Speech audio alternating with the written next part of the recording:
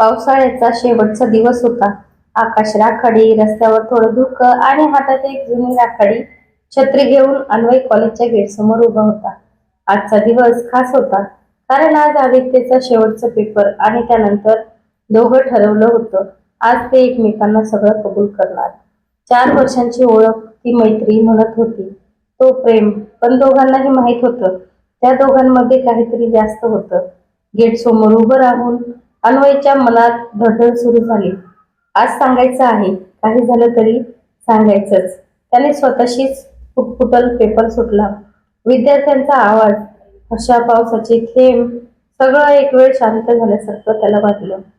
आणि मग ती दिसली, आदिती. नेहमी सारखीच, केस मोकळे, हातात पावसात ओला झालेला पेपर, पण चेहऱ्यावर नेहमीचं हसू नव्हतं. तो जवळ गेला. पेपर कसा झाला? तो नेहमीच्या टोनमध्ये विचारत होता, पण आतून फक्त तिच्या नजरेत काहीतरी वेगळं दिसत होतं. ती एकदम शांत, हो झाला. आणि ती पुढे चालू लागली. अन्वय मागेच. अगं, आपण आज. तिने त्याला थांबवलं. अन्वय, मला बोलायचं आहे, पण इथे नाही. दोघं कॉलेजमधून बाहेर आले आणि पावसात भिजत जुन्या पुलाखाली गेले, जिथे 4 वर्षांनी एकत्र चहा प्यायचा, भांडायचं, हसायचं आणि पावसात भिजायचं. तिथेच पोहोचल्यावर ती एकदम स्थिर उभी राहिली. अन्वय, ती बोलणं सुरू करणार तेवढ्यात त्याने हलकेच तिचा हात पकडला. आदिती, तू आधी शांत हो. काय झालंय? तू ठीक हो? तिने हात सोडवला. कृपया मध्ये बोलू नकोस. आज मला बोलू दे. त्याचा श्वास अडला. आदितीने खोल श्वास घेतला.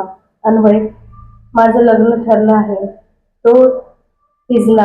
क्षणभर पावसाचा आवाजही थांबला. असं वाटावं काय? त्याला शब्द सापडेना. आदितीची नजर खाली. हो, काल रात्री बाबा म्हणाले माझ्यासाठी योग्य मुलगा मिळाला आहे. डॉक्टर आहे पुण्यात. पुढच्या महिन्यात साखरपुडा. अन्वय सतत तिच्याकडेच पाहत होता, जणू त्याच्या कानावर विश्वास बसेना. पण तू मला काहीच सांगितलं नाहीस. त्याचा आवाज तुटलेला. मी स्वतःच काल कळलं. काय बोलू, कसं बोलू कळत नव्हतं. तिचे डोळे पाणावले. आदिती, तू तू आनंदी आहेस? त्याने कठीण प्रश्न विचारला. ती थोडा वेळ शांत राहिली. माहीत नाही.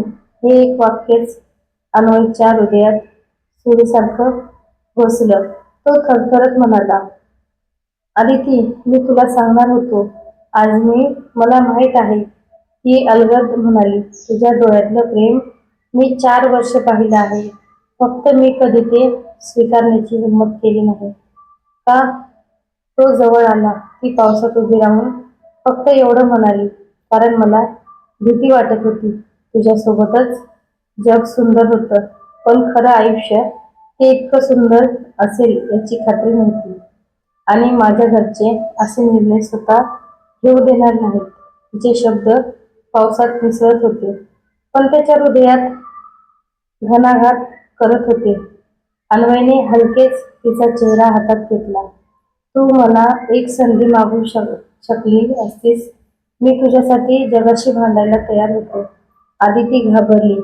त्याच्यासाठीच तर मी नाही बोलले. तुला दुखवू नये म्हणून जे केलं तेच तुला सर्वात जास्त दुःखदायक निघालं. दोघं शांत, फक्त पावसाचा ताल. अन्वय मागे सरकला. मग आता काय, तू निघतेस? इतकंच. आदितीने गळा आवरत म्हटलं, मी आज शेवटचा वेळ तुझ्याशी बोलायला आले, कारण मला माहीत आहे एकदा मी घरात गेले की मी परत कधीच तुला भेटू शकणार नाही. तो शून्यात बघत विचारलं, म्हणजे हे शेवट आहे? ती डोळे मिटून मान हलवली. अन्वयला काही कळेना. पायाखालची जमीन गेल्यासारखं त्याने स्वतःला सावरत विचारलं, ठीक आहे, शेवटचाच का होईना. मला एक गोष्ट सांग, कधीतरी एक क्षण का होईना तू माझ्यावर प्रेम केलंस? आदितीने अश्रू पुसले. प्रेम अन्वय? मी तुझ्यावर कधीच केलं, कधीच प्रेम करणं थांबवलंच नाही. हे शब्द त्याच्या आयुष्यातील सर्वात सुंदर आणि सर्वात भयानक सत्य होतं. मग आपण वेगळे का? अन्वयचा आवाज मोडला. ती जवळ घेऊन म्हणाली, कधी कधी प्रेम असलं तरी आपण एकत्र राहू शकत नाही. आणि कधी कधी आयुष्य असं निर्णय घेतं ज्याच्या समोर आपण काहीच नसतो. आदिती मागे सरकली. पाऊस आता जोरात पडू लागला होता. ती निघणार इतक्यात अन्वयने तिचा हात धरला. शेवटचा प्रश्न. त्याचा आवाज माणूस मोडला. ती कसा होतो तसाच आदितीने हलकेच म्हणाली. विचार, आपण पुन्हा कधी भेटणार? त्याच्या डोळ्यात आशेचा शेवटचा थेंब होता. ती हळूच हात सोडवत म्हणाली, पाऊस परत आल्यावर आठवणी नक्की भेटतील. पण मी नाही. आदिती वळली. अन्वय तसाच उभा. ती निघून गेली.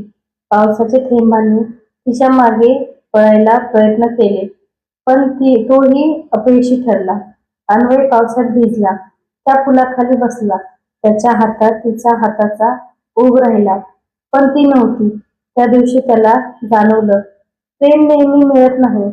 कधी कधी ते फक्त तुटतं शांतपणे, त्याचप्रमाणे शेवटचा पाऊस जमिनीवर पडून मातीला ओली करतो, पण परत येत नाही. कशी वाटली